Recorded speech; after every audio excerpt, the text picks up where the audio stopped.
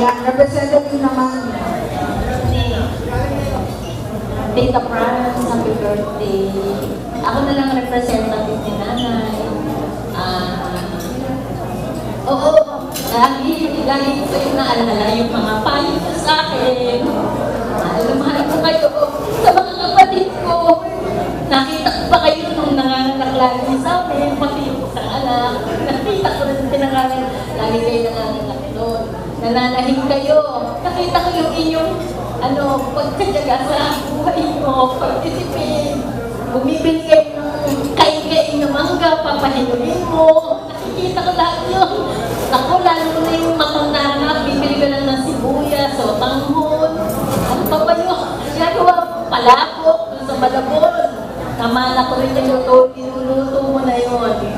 Ang tsaga-tsaga ng ating pansin at talagang marunong siya humawak ng pera. Nakita ko sa kanya at yun. Ang kanya pagtatsaga talaga. Lalo na sa kanyang mga anak. Pinundar niya lahat yun. Kanyang apartment para sa kanyang anak. Talagang nakita namin siya. Happy birthday ulit, Ate Francine. Good health po sa inyo.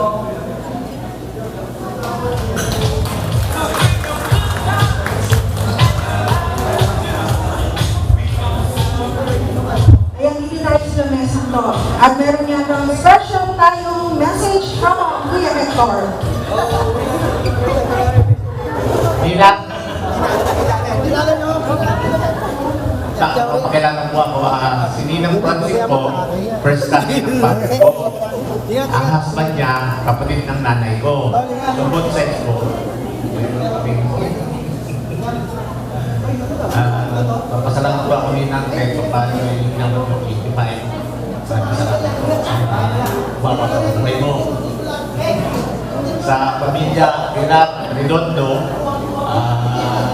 ako ba? Nakarating ko ito, maraming salamat po. Happy birthday, Nina.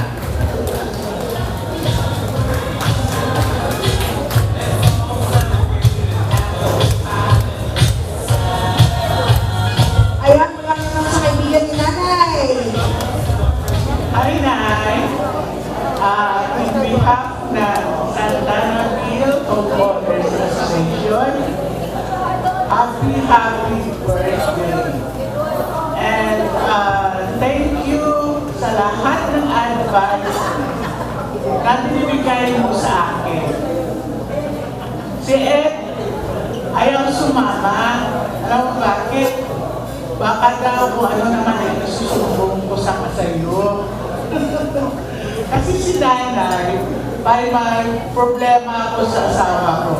Kay nanay ako nasusumbong. Tapos si nanay ang nag-a-advise sa akin kung anong gagawin ko. And then, pag nagkita sila ng asawa ko, pinapagalitan niya, pinagsasabihan niya. Kaya, yun ang namimiss ko sa lahat, Nay. Yung advice mo sa akin. At gusto ko rin ipaalam, Nay, na meron na rin akong apo. Si Jessa, nag-asawa na. Meron na rin siyang anak.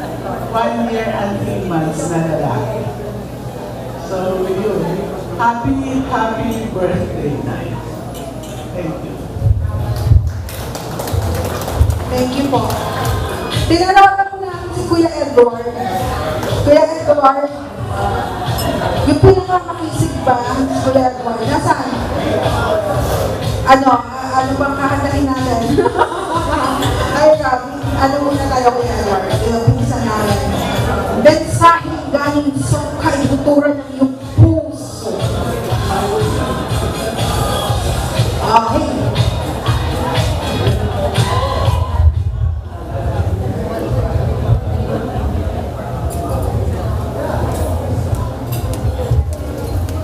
Happy birthday po, Ate Francine. Sana nakul pa ang mga kumpleanyo mga po sa imo.